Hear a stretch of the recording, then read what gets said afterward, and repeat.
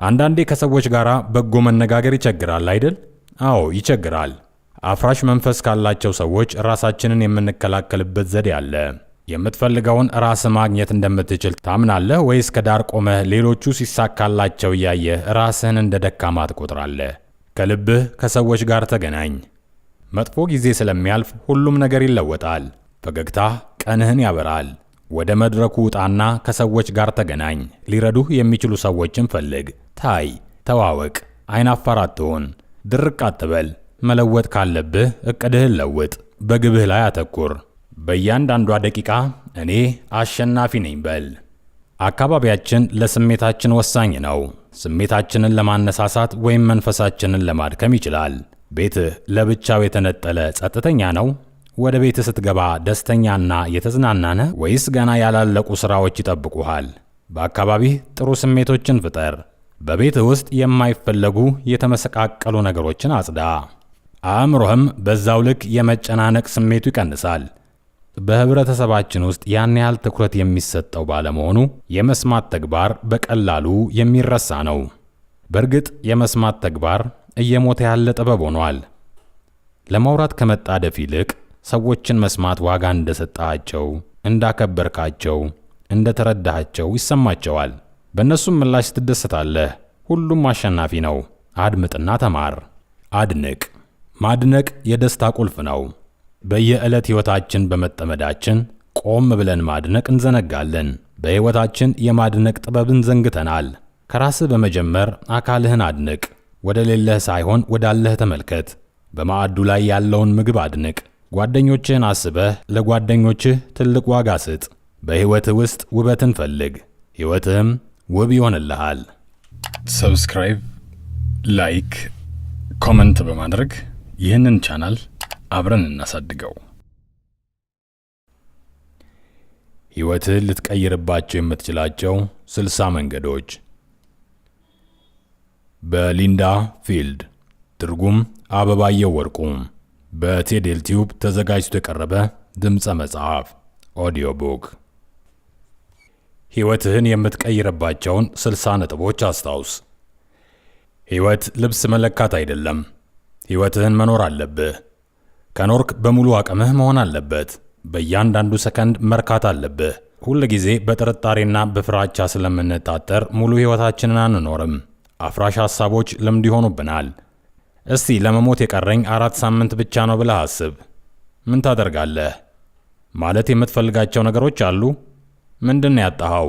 ሁሉንም ዛሬ አድንቅ። ከልብህ ከሰዎች ጋር ተገናኝ። አንዳንዴ ከሰዎች ጋር በጎ መነጋገር ይቸግራል አይደል? አዎ ይቸግራል። አፍራሽ መንፈስ ካላቸው ሰዎች ራሳችንን የምንከላከልበት ዘዴ አለ። ሰዎች ጋር ከልባችሁ ሂዱ። እናም ያንን መጥፎ ስሜት ትገድሉታላችሁ። ከደረታችሁ መሃል አንድ ትልቅ ውብ አበባ እንዳለ አስቡ። ሌሎችንም ሰዎች ስትገናኙ ይህንኑ አስቡ። ከደረታቸው መሃል ውብ አበባ እንዳለ። ከነዚህ ሰዎች ጋር የግንኙነት ችግር ሲኖር ታዲያ ከዚህ ከደረታቸው መሃል ካለው አበባ ጋር ለመገናኘት ሞክሩ። ይህንን ስታደርጉ ሰዎች ሞቅ ያለ መልስ ሲሰጧችሁ ታገኛላችሁ። ከልባችሁ ከሰዎች ጋር ተገናኙ። እስኪ አንዱን ቀን የትልቅ አበባ ቀን እንዲሆን ወስኑና ከሰዎች ጋር ከልባችሁ ተገናኙ። ልዩነቱን ታገኙታላችሁ። 9 ዋና ዋና ነጥቦች እወቅ። 1. አይሆንም ወይም አይቻልም ማለት ተጠቂ ከመሆን ያድናል። 2. መጥፎ ጊዜ ስለሚያልፍ ሁሉም ነገር ይለወጣል። እንቢን እንደ መጨረሻ መልስ አለመውሰድን። 4. ጽናት የራስ ዋጋ እንዳለው። 5. ፈገግታ ቀንህን ያበራል። 6. ህልሜ እውን ይሆናል የሚል እምነት። 7. የምትፈልገውን በግልጽ ማስቀመጥ፣ ሕይወት ትደምቃለችና። 8. ይቅርታ የደስታ ምሰሶ ነውና ወቀሳን በፈገግታ መቀበልና ማመስገንን ልመድ። 9. የተሻለ ጠብቅ እናም ይሆናል። አሸናፊ ሁን። ምንድነው የምትፈልገው? የምትፈልገውን ራስ ማግኘት እንደምትችል ታምናለህ ወይስ ከዳር ቆመህ ሌሎቹ ሲሳካላቸው እያየህ ራስህን እንደ ደካማ ትቆጥራለህ? ሌሎቹን እያየህ የምትቀናበትን ነገር እወቅ። ይህ የቀናት ስሜትህ ለበጎነት ብትጠቀምበት የምትፈልገውን ነገር ለማግኘት በቂ ጉልበት ይሆንልሃል። የግንኙነት መረብ ዘርጋ። ወደ መድረኩ ውጣና ከሰዎች ጋር ተገናኝ። ሊረዱህ የሚችሉ ሰዎችን ፈልግ። ታይ፣ ተዋወቅ። አይናፋር አትሁን። ድርቅ አትበል። መለወጥ ካለብህ እቅድህን ለውጥ። በግብህ ላይ አተኩር። በእያንዳንዷ ደቂቃ እኔ አሸናፊ ነኝ በል። ወጣት ሆነህ ቆይ። ስናረጅ አእምሯችን ይደክማል ብለህ ታስባለህ? ጥቂቶች ግን እንዲህ አይደሉም። ከ60 እስከ 70 ዓመት ዕድሜ ያላቸው ሰዎች የአእምሯቸው አቅም 1% እንደሚጨምር፣ 80 ሲደርሱ 2% እንደሚጨምር ያሳያሉ። በቅርብ በተደረጉ የሥነ ልቦና ጥናቶች እነዚህ ወጣት ሆነው የሚቆዩ ሰዎች ወጣት የሚመስሉ፣ ስሜቱ የሚሰማቸው፣ ከዕድሜያቸው በጣም ዝቅ ብለው ድርጊቶችን የሚፈጽሙ ናቸው። ይህንን የወጣትነት ስሜት ለአእምሯቸው የሚመግቡት ራሳቸው ናቸው። ወጣት ሆነው የሚቆዩ ለራሳቸው ያስባሉ። ራሳቸውን አይተቹም። ጡረታ ከወጡ በኋላ ይሰራሉ። ራሳቸውን አስማምተው ይኖራሉ። ለደስታና ለጨዋታ አእምሯቸው ክፍት ነው። ወጣት ሆናችሁ ቆዩ። አካባቢህን አሻሽል። አካባቢያችን ለስሜታችን ወሳኝ ነው። ስሜታችንን ለማነሳሳት ወይም መንፈሳችንን ለማድከም ይችላል። ቤትህ ለብቻው የተነጠለ ጸጥተኛ ነው? ወደ ቤትህ ስትገባ ደስተኛና የተዝናና ነህ? ወይስ ገና ያላለቁ ሥራዎች ይጠብቁሃል? በአካባቢህ ጥሩ ስሜቶችን ፍጠር። በቤትህ ውስጥ የማይፈለጉ የተመሰቃቀሉ ነገሮችን አጽዳ። አእምሮህም በዛው ልክ የመጨናነቅ ስሜቱ ይቀንሳል። በቤትህ አበቦችን አስቀምጥ። አበቦች ሁል ጊዜ መንፈስን የመለወጥ ኃይል አላቸው። ማታ ማታ አንዳንዴ ሻማዎችን ለኩስ፣ መንፈስህን ያነሳሱልሃል። በቻልክ ጊዜ ትኩስ አበባዎችን ወደ ቤትህ አምጣ። ግንኙነትህ ሁል ጊዜ ሞቅ ያለ ይሁን። ልብ ያቆም የነበረ የፍቅር ግንኙነት ወደ ረጅም ጊዜ ግንኙነት ሲለወጥ ይረግባል። ጭቅጭቁ፣ ወጪው፣ የሚቀረው ልማድ ሁሉም ፍቅርን ሊያቀዘቅዙት ይችላሉ። በጣም መቀራረብ ማለት ደስ የማይለውንም ክፍል ጨምሮ እርስ በእርስ መተዋወቅ ማለት ነው። ሳታቋርጡ ምን እንደተሰማችሁ፣ ችግራችሁን፣ ውጣ ውረዳችሁን፣ ስሜታችሁን ሁሉ ተናገሩ። ስሜትን መጋራትና በጣም መቀራረብ የወሲብ ፍላጎትን ይፈጥራል። በወሲብ አለመጣጣም በአብዛኛው ከፍቅር ማነስ እንጂ የወሲብ ቴክኒክ ካለማወቅ አይደለም። እርስ በእርሳችሁ ጥልቅ ስሜቶቻችሁን ተጋሩ። እናም ከዛ የሚፈጠረው ሙቀት ይሰማችሁ። ደስተኛ ሁኑ፣ ተዝናኑ።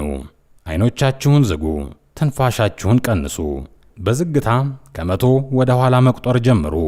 በሐሳባችሁ የሚያምር ነጭ ደረጃ እንደምትራመዱ እያስባችሁ ደረጃውን በምትወርዱበት ጊዜ አንድ ሰው ሊቀበላችሁ ሲወጣ ታዩታላችሁ።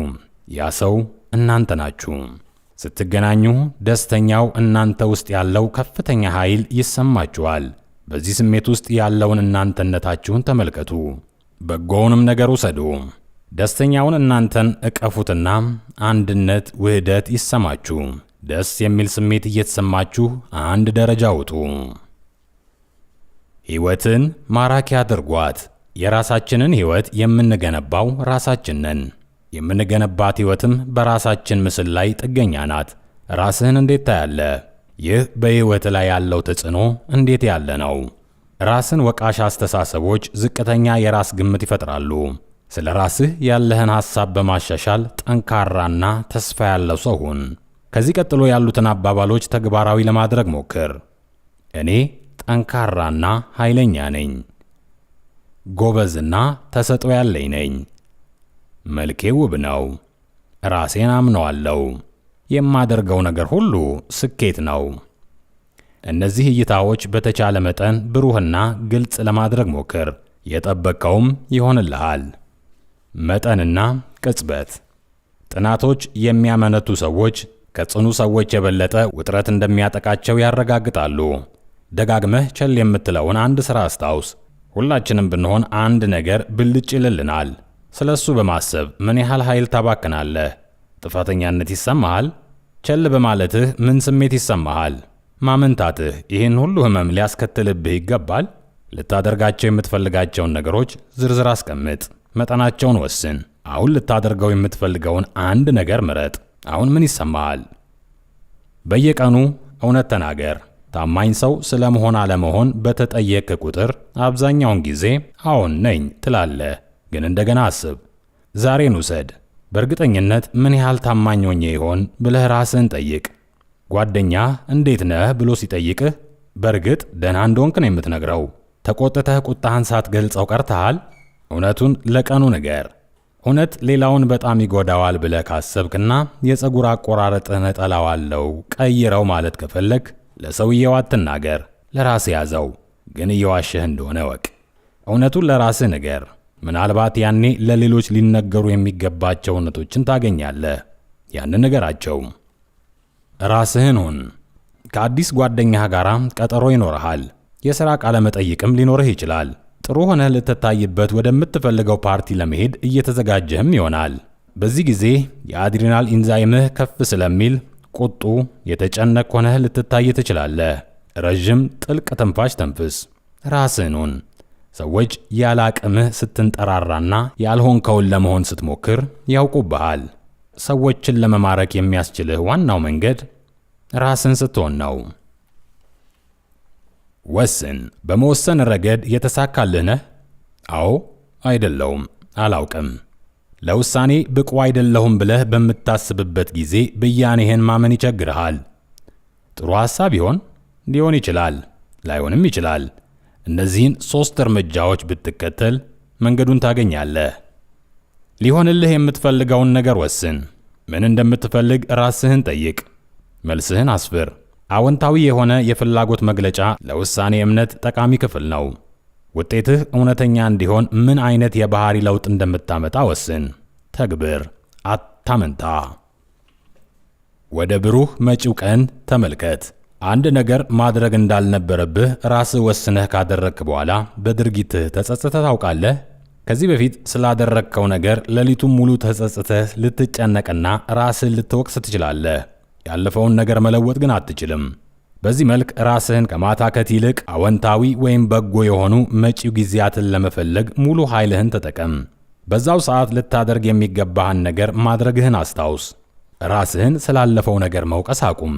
ይህም ብሩህና ደስተኛ መጪ ጊዜ እንዲኖርህ ያደርጋል። በመታሸት ተዝናና።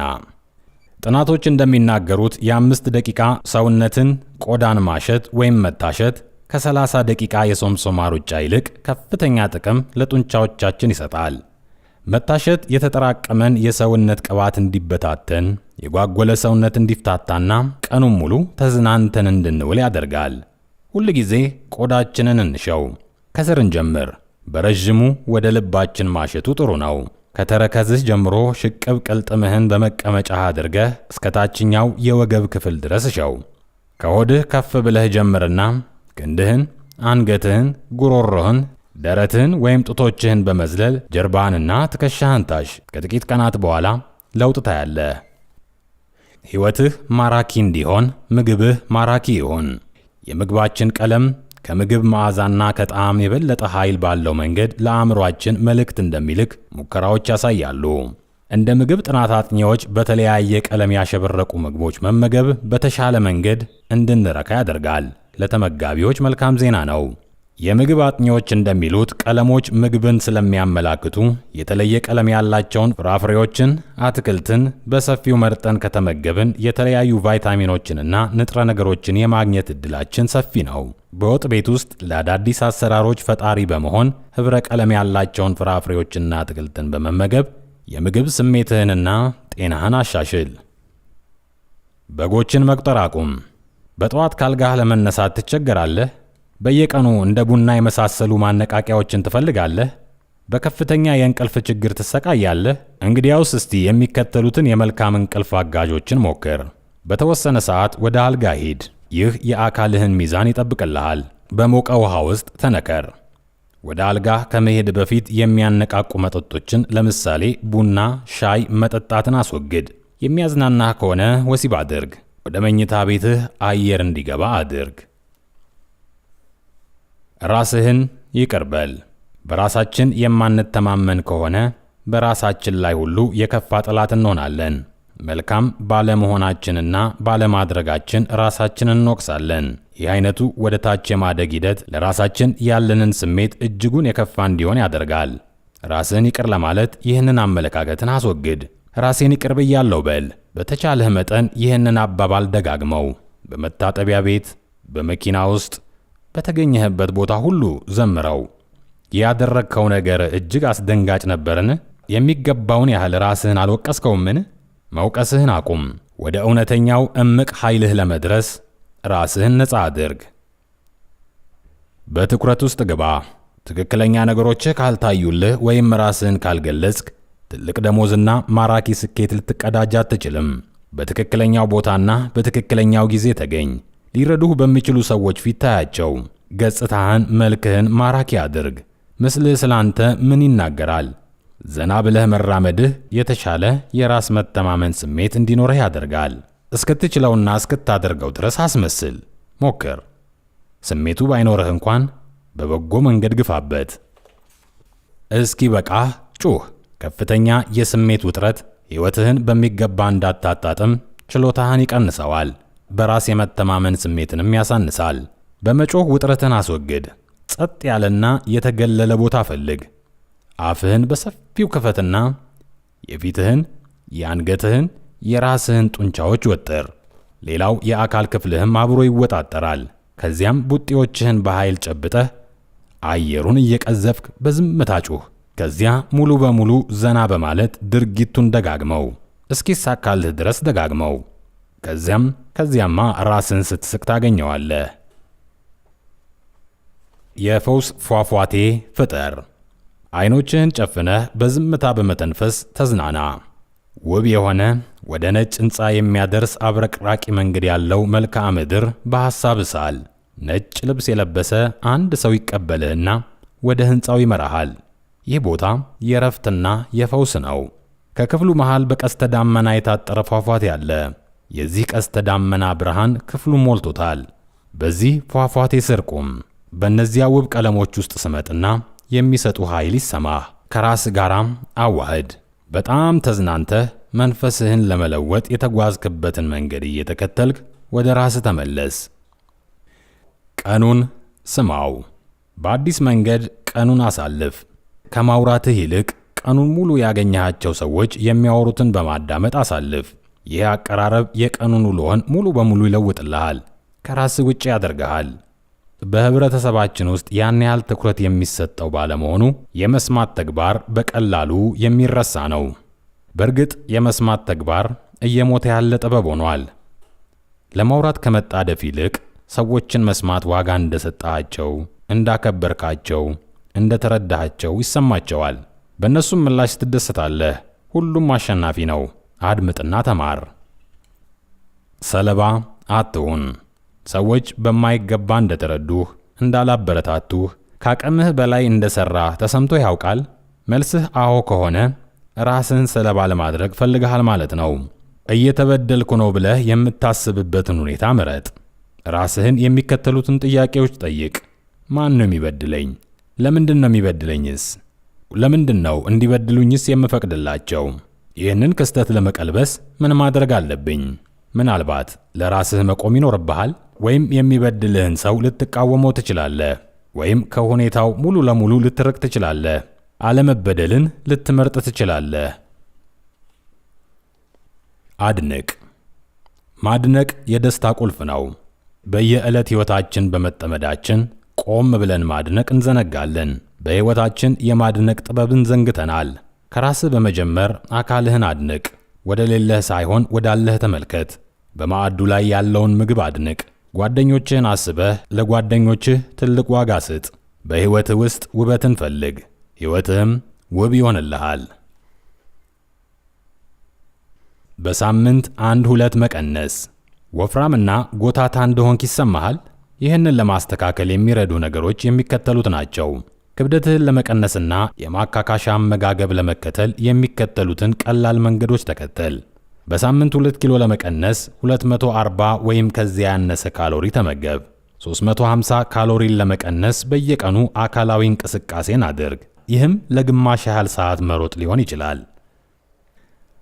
ማራኪ የሆነውን ወጥመድ አምልጥ።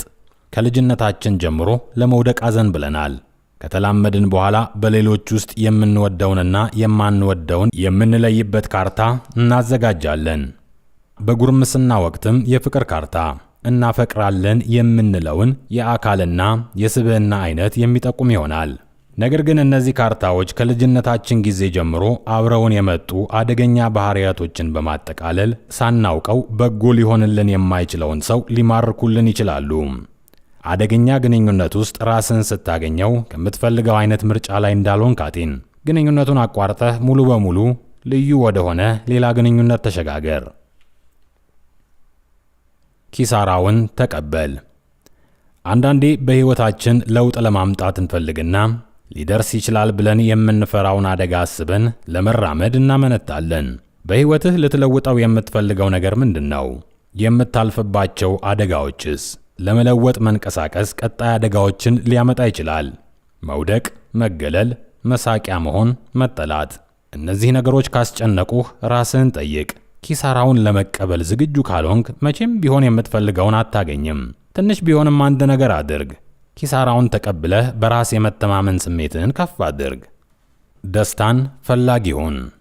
ራስህን ከደስታ ፈላጊዎች ጋር ታገኘዋለህ ወይስ በአጉረምራሚዎችና ተቃዋሚዎች የተከበብክ ነህ?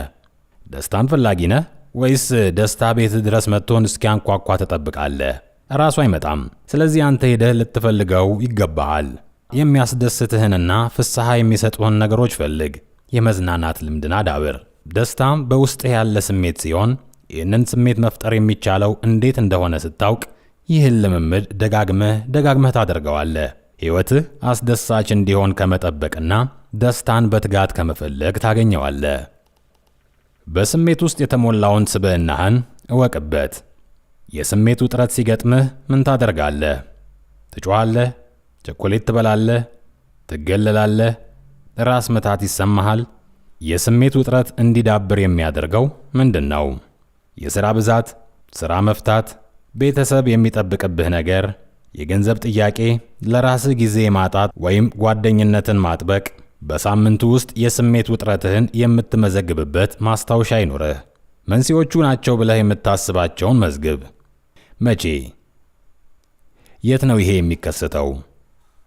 ምን ይመስልሃል? ቁዘማ፣ ቁጣ፣ ድካም? ምላሽ የምትሰጥበት መንገድስ ምንድን ነው? የስሜት ውጥረት የሚከሰቱበት ሁኔታዎችን በማጤን የስሜት ውጥረትህን መፈወስ ትማራለህ። የምቾት ቦታህን አስፋ። እያረጀን ስንሄድ የልማድ ፈጣሪነታችን እያየለ ይሄዳል። ለ10 ዓመት ያህል ወደ ኋላ ተመልከት። ያኔ አሁን የምታደርገውን ምን አስደሳች ነገር አድርገሃል? ተፈጽማቸው ከነበሩ ድርጊቶች ውስጥ አሁን የምታደርጋቸው የትኞቹ ናቸው? ዝርዝራቸውን አስቀምጥ። እነዚህን ነገሮች ማድረግ ለምን አቆምክ? 10 ዓመት ወደ ኋላ ተመልሰህ ይህን ሂደት ድገም። በተቻለህ መጠን ወደ ኋላ ተመለስ። ካስቀመጥካቸው ዝርዝር አንዱን ምረጥና አድርገው። ምን ተሰማህ? ካሰለቸህ ሌላ ምረጥ። ካሰልቺው ክልል በመውጣት ምቹ ስፍራህን አስፋ። አዲስ ኃይልና የብቃት ስሜትን ታዳብራለህ። ራስህን ተቀበል። ክብደቴን ለመቀነስ፣ ፈተናውን ለማለፍ፣ ብዙ መጽሐፍትን ለማንበብ፣ ጥሩ ወላጅ ለመሆን፣ የተሻለ ሥራ ለማግኘት እፈልጋለሁ። ከዚያም ራሴን እወዳለሁ። የተሻለ ሰው ሆኖ ለመቆየት፣ የተሻለ ስሜት ለማዳበር፣ የተሻለ ሰው ለመሆን እፈልጋለሁ። አቁም። ራስህን በዚህ መልክ እንዲያስብ ከፈቀድክለት ራስህን በምንም መንገድ መቀበል አትችልም። ምክንያቱም ሊመጣ የማይችል ፍጹም የሆነ ጊዜ እየጠበቅ ነው። በራስህ ካመንክ ልዩ፣ አስደሳችና ድንቅ ነህ። በመስታወት ፊትህን እየተመለከትክ እወድሃለሁ በለው። ይህን ደጋግመው። አፍቃሪ ሁን። ስሜትህን መግለጽ በሕይወትህ ውስጥ የምትፈልገውን ለማግኘት የሚረዳህ መንገድ ነው። ነገሮችን በጥልቅ የሚያፈቅሩ ሰዎች ደስተኞች፣ ኃይለኞችና ተመሳጮች በመሆናቸው ኀፍረት የለባቸውም። ጥልቅ የፍቅር ስሜት ከራሳችን ይነሳልንና ኃይላችንን ማራኪና ገንቢ በሆነ መንገድ ጥቅም ላይ እንዲውል ያደርገዋል። ስሜትህን ለማሳየት አትፍራ። ደመ ነፍሶችህን እመን። ተማላይ፣ ተመሳጭ ሁን። ዓለምም ይመልስልሃል። በእርካታ ፍርሃትህን አስወግድ። በሕይወትህ ውስጥ ትልቁን ፍቅር ፈልግ። እንድታደርግ የምትፈልገው ነገር ምንድን ነው? ለሕይወት የሚኖረን ፍቅር አፍቃሪ ሕይወትን ይፈጥርልናል። ጤነኛና ጥሩ ሰውነት እንዲኖርህ የምትወስዳቸው 5 እርምጃዎች። ዛሬ የምትበላው ነገር ምን እንደምትሆን ይወስናል። ጤናችንና ደህንነታችን በምንመገበው ምግብ ላይ የተመሰረተ ነው። በፋብሪካ የተሰሩና የተጣሩ ምግቦችን አትውሰድ። በቀን ውስጥ ቢያንስ 6 ብርጭቆ ውሃ ጠጣ። በተቻለህ ጊዜ ቢያንስ 1 ወይም 2 ማይሎች ያህል የእግር ጉዞ አድርግ። የአልኮል መጠጥን አቁም። የአካልህን ቅርጽ ጠብቅ። ቀጥ ብለህ ትከሻህን ሳታጎብጥ፣ ሆድህን ሳትነፋ ተራመድ። ውስጣዊ ጥበብህን እመን። በቅራኔ ወይም በግጭት ውስጥ ስትሆንና አስቸጋሪ ውሳኔ የሚጠይቅ ሁኔታ ሲያጋጥምህ፣ ለእርዳታ ወዴት መሄድ እንዳለብህ ሲቸግርህ፣ በውስጥህ የተቀመሩ መልሶች እንዳሉህ አትዘንጋ። አልፎ አልፎ የማንጠቀማቸው ጥልቅ ስሜቶችንና ችሎታዎችን የታደልን ድንቅ ፍጡሮች ነን። ተግባራዊነታቸው ዘና ብለህ በዝግታ ተንፍስና አይኖችህን ጨፍን። ለአእምሮህ ችግርህን አቅርብና ውስጣዊ ጥበብህን እንዲመራህ ጠይቀው። አዳምጥና ጠብቅ። የሚመራህ አንድ ነገር ልትሰማ ወይም ልታይ ትችላለህ። ለውጥ ላይሰማህም ይችላል። እርዳታ ግን ይቀርብልሃል። አይኖችህን ግለጥና እውነት እንደሆነ እመን። የውስጥ ጥበብህን እመን። አውጣው። አሉታዊ የሆኑ ስሜቶችን በእግር ጫማ አማካኝነት እንዲወጡ ማድረግ ስሜቶቻችንን ነፃ የምናደርግበት አንዱ በጎ መንገድ ነው። ይሄ መንገድ ሁለንተናዊ በመሆኑ ከልጆች መንፈራገጥ እስከ ዝግ ብሎ መሮጥና ማራኪ ጭፈራዎች ድረስ ስሜቶች የሚገለጹበትና ክስተቶች የሚቀርቡበት መንገድ ነው። ንዴት፣ ጸጸት፣ ተስፋ መቁረጥ ተሰምቶሃል? እርገጠው። መሬቱን ኃይለኛ ድምፅ እስኪያወጣ ድረስ እርገጠው። ከወገብህ ቀጥ ብለህ ከጉልበትህ ታጠፍ። እጆችህና እግሮችህ እንዲዝለፈለፉ አድርግ። በዝግታ እየዘለልክ በሁለት እግሮችህ ወለሉን ምታ። ከወገብህ በታች ዘና እንዳልክ ቆይ። መሬት ባረፍክ ቁጥር ኦህ የሚል ድምፅ አሰማ። ይህን ደጋግመህ ሞክር። እፎይታን ታገኛለህ። በጎ የሆኑ የወላጅነት ክህሎቶች ይኑሩህ። ልጆችን ማሳደግ ድንቅ ነገር ቢሆንም ችሎታ የሚጠይቅ ልምድ ነው።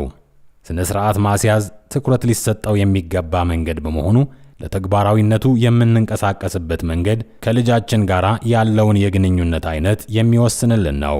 ስለ ወላጅነት አልተማርንም። ክህሎቶችን መቅሰም ያለብን ወደ ሙያው ስንገባ ነው። ያም ሆኖ መንገዳችንን የሚያመቻችልን ጥቂት እርምጃዎች ይኖራሉ። ግንኙነታችን ከተቋረጠ ምን ሊሆን እንደሚችል በመተንተን መመሪያዎችን አስቀምጡ። ተስማሚ ሁኑ። ጊዜን ስጥ። መጥፎ ባህሪ ብቻ የትኩረት ምንጭ ሊሆን አይችልም። በጎ ነገር ፈልግ። ጥሩ ሲሰራ ማመስገንና ማበረታታት ከቅጣት ይልቅ የተሻለ ውጤት ይኖረዋል። ቅሬታዎችን መፍታት ተማር። ደስተኛ ያልሆኑ ጥንዶች መከራከር አፍራሽ ተግባር እንደሆነ አድርገው እንደሚገምቱ ጥናቶች ይጠቁማሉ። ይህ እውነት አይደለም። ቅራኔ በግንኙነት ውስጥ ያለ ነገር ሲሆን እንዴት አድርገን ልንፈታው እንደምንችል ማወቅ አለብን። ተደራደር። ችግሮችህን በፍጥነት ከእጅህ እንዲወጡ አትፍቀድላቸው። የምታወራበትን ጊዜ ምረጥ። ቁጣህ እስኪያልፍ ድረስ ጠብቅ። አትንቀፍ ወይም ማሰብ አትችልም ወዘተ አትበል። ስሜትህን ብቻ ግለጽ። በጎውን። እርስ በርሳችሁ አትገላለቡ። በደንብ አዳምጥ። ጓደኛህ ስላለችው ስላለው ነገር የምላሽ አስተያየት በመስጠት እንደገባህ አሳይ። ልዩ በመሆንህ ተደሰት። ከሌሎች ጋር ፍጹም የተለያየ መሆንህ ይሰማሃል። የማትገጥም መስሎም ይሰማሃል። ሁሉም ሰው ልዩ ነው። ልዩነትህን ከመደበቅ ይልቅ ኩራበት። የተለየህ የምትሆንባቸውን የተለየ ስሜት የሚሰጡህን ቦታዎች ፈልግ። እዛ የግልህና ልዩ የሆነ የፈጠራ ሥራህን ልትሠራ ትችላለህ። እናም ወፍራም ድምፅ፣ ትልቅ አፍንጫ፣ ግራ የሚያጋባ ልምድ፣ የተንጨባረረ ጸጉር ቢኖርህም አይናፋር ብትሆንም ወይም ምንም ብትሆንም ልዩ በመሆንህ ተደሰት። መቼም ቢሆን መጣጣም የማትችል መስሎ ከታየህ እነዛን ልዩ የሚያደርጉህን የተፈጥሮ ስጦታዎችን አስብ፣ ፈልግ፣ አግኝ። እነሱ ናቸው ያንተ ልዩ ምርጥና ብቸኛ ስጦታዎችህ። እናም ተደሰት። አመስጋኝ ሁን። ብዙ ጊዜ ግንኙነታችን ከሚያበረታቱንና ከሚደግፉን ሰዎች ጋር ነው። ችግሮችህን የምታካፍለው ጥሩ ጓደኛ አለህ? ሁልጊዜ ሊያዳምጥህ ፈቃደኛ የሆነ፣ ሁሌ ሊያግዝህና ሊረዳህ ዝግጁ የሆነ ሰው አለ? የሚያግዙህን የሚረዱህን ሰዎች ታመሰግናለህ? ጥሩ ሰዎች ማቆየት ቀላል ነገር ነው። ለሚደግፉ ሰዎች ምስጋናና አድናቆትህን መጠበቅ አትዘንጋ። እነዚህ በሕይወትህ ውስጥ በጣም አስፈላጊ ሰዎች ናቸው። ፈጽሞ ማመስገንህን አትዘንጋ። ለአካል ብቃትና ክብደት ለመቀነስ ተጓዝ። ጥናቶች እንደሚያመላክቱት በቀን 2 ጊዜ ለ15 ደቂቃ ያህል በእግር ከተጓዝን በዓመት ቢያንስ 8 ኪሎ እንቀንሳለን። ተደጋጋሚ የእግር ጉዞ የልብ በሽታዎችን፣ የደም ግፊትንና ጭንቀትን ይቀንሳል፣ ይከላከላል። አካላዊ ብቃት ይኑርህና ደስተኛ ሁን። ይህ ለደስታ ከሁሉ ቀላሉ መንገድ ነው። ፍቅርን መስጠት ልመድ። አንዳንዴ ጸባዩ ወይም ጸባይዋ ትንሽ ቢስተካከል ልወደው ወይም ልወዳት እችል ነበር ብለህ ወይም ብለሽ ታውቂያለሽ ወይም ታውቃለህ? ለፍቅራችን የምናወጣቸው መመዘኛዎች ወይም ቅድመ ሁኔታዎች ምንድናቸው? ከእኛስ ምን ይጠበቃል? ቅድመ ሁኔታ የሚጠይቅ ፍቅር ሁልጊዜም በግንኙነት ላይ ውጥረት ያስከትላል። ነፃ ፍቅር ግን የሰጪውንም የተቀባዩንም ልብ ይከፍታል። ካለምንም ቅድመ ዝግጅት መውደድን ተማሩ። ሰዎችን እንዳሉ ውደዷቸው። አንድ ሰው ቢሰለቻችሁ እንኳን ለራሳችሁ እንዲበሉ። እንዲህም ሆነ በአንተነትህ እወድሃለሁ።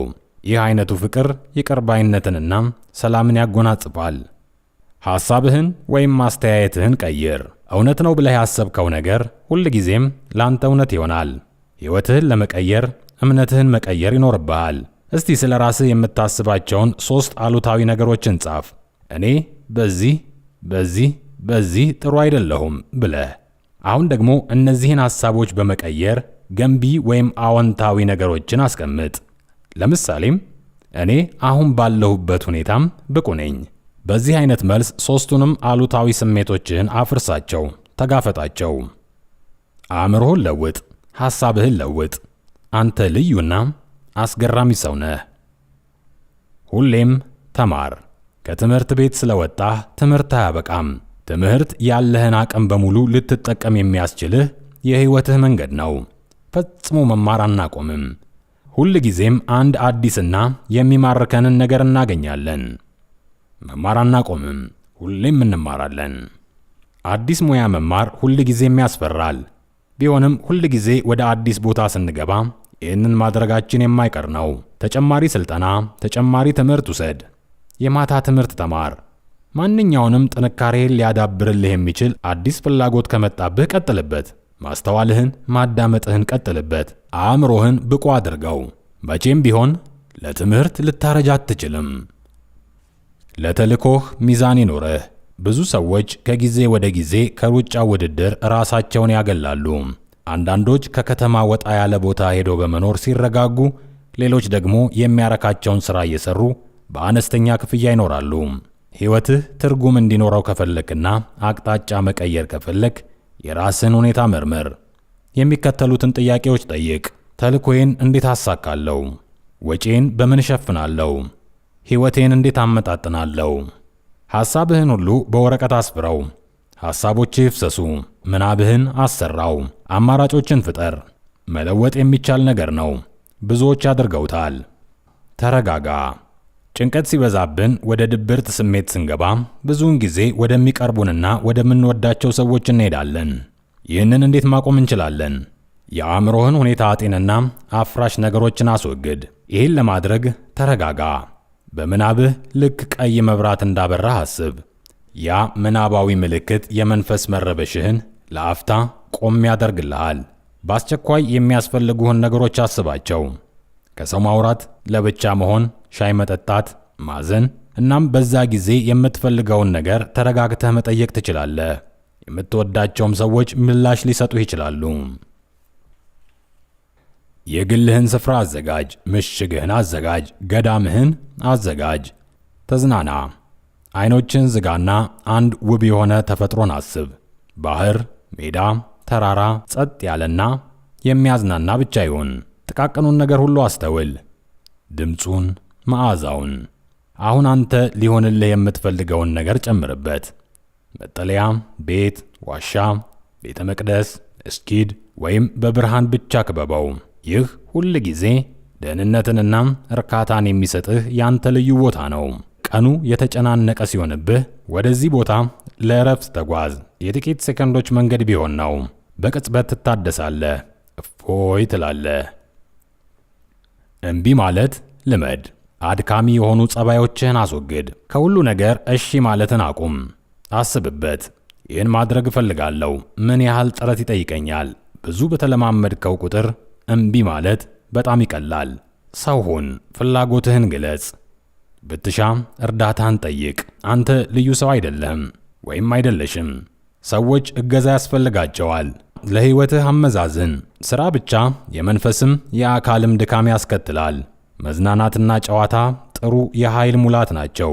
በየቀኑ ለእረፍትህ ጊዜ ስጥ። ሁሉን ሥራ አቁመህ አረፍ የምትልበት ጊዜ ያስፈልግሃል። አረፍ በል። እረፍት ያስፈልግሃል። ዛሬ ምን ትሠራለህ? እየተሯሯጥክ ነው። ሕይወትን ለማሳካት ትጣደፋለህ።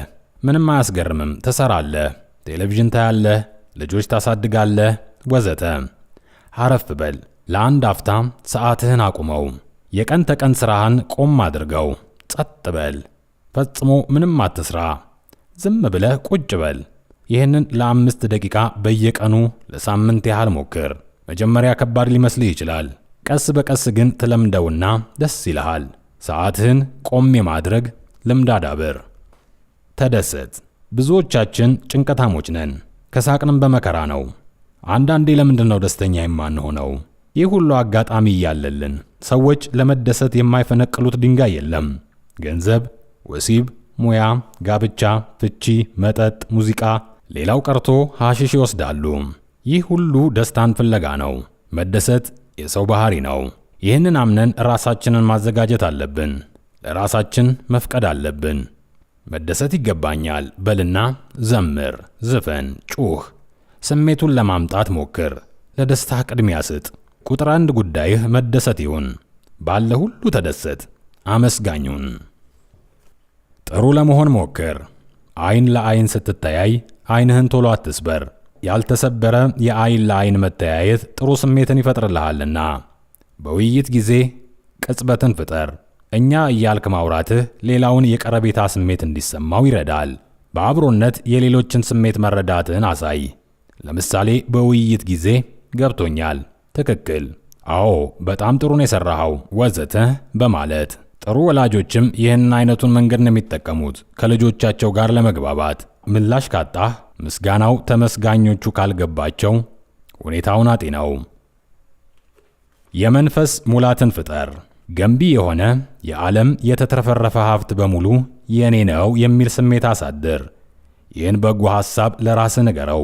መጀመሪያ ላይ ባታምነው አትጨነቅ፣ ብቻ በለው። እነዛ አፍራሽ ሐሳቦች ይጥፉ። ምንም እርባና ያለው ነገር አያመጡልህም። ውጣና ተመልከት።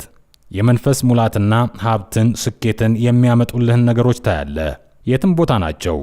የዓለምን ሙላት አስተውል። ቲማቲም አፍርጥና ውስጡ ምን ያህል ፍሬዎች እንዳሉ ተመልከት። እነዛ ሁሉ ፍሬዎች ከአንድ ቲማቲም ውስጥ ናቸው።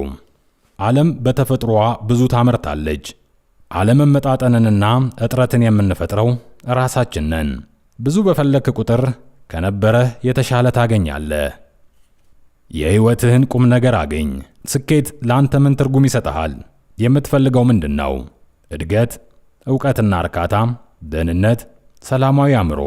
እስቲ ላንተ አስፈላጊ ወይም ዋጋ ያላቸው የምትላቸውን ሰዎችና ነገሮች መዝግብ። በሌሎች ላይ ስታየው ዋጋ የምትሰጠውን ባህሪ ማሰብ ይጠቅምህ ይሆናል። ቅንነት፣ ለዛ፣ በጎ ሐሳብ፣ ብስለት፣ ትዕግስት፣ ተነሳሽነት፣ ፍላጎት፣ ይቅርባይነት፣ ሙሉእነት ወዘተ። የመረጥካቸው በሙሉ ያንተ ቁም ነገሮች ናቸው። ስኬታማ ለመሆን የምትሻ ከሆነ እነዚህ ነገሮች በውስጥህ ተተክለው ሊያድጉ ይገባል። እነዚህ እሴቶች ከጎደሏት ሕይወትህ ፍጹም ከንቱና ውጤት አልባ ትሆናለች። ሕይወትህን ልትቀይርባቸው የምትችላቸው 60 መንገዶች። አበቃ። በቴዴል ቲዩብ ተዘጋጅቶ የቀረበ። ሰላም ብለናል ቤተሰቦቻችን፣ አብራችሁን ስለሆናችሁ አሁንም ደግመን እናመሰግናለን። ቴዴል ቲዩብ ከኛ ጋር ቆይታ እያደረጋችሁ ስለሆነ ደስ ይለናል። እዚች ጋር ቀዩዋ ለኛ ለእናንተ በጣም ወሳኝ ነገር ናት። ቀዩዋን ሰብስክራይብ ተጫኗት። ከአጠገቧ ደውላለች። ደውሏን ከተጫናችሁ ሁሌም የምንለቃቸው ቪዲዮዎች ወደ እናንተ ይደርሳሉ። ተመልሰን እንገናኛለን።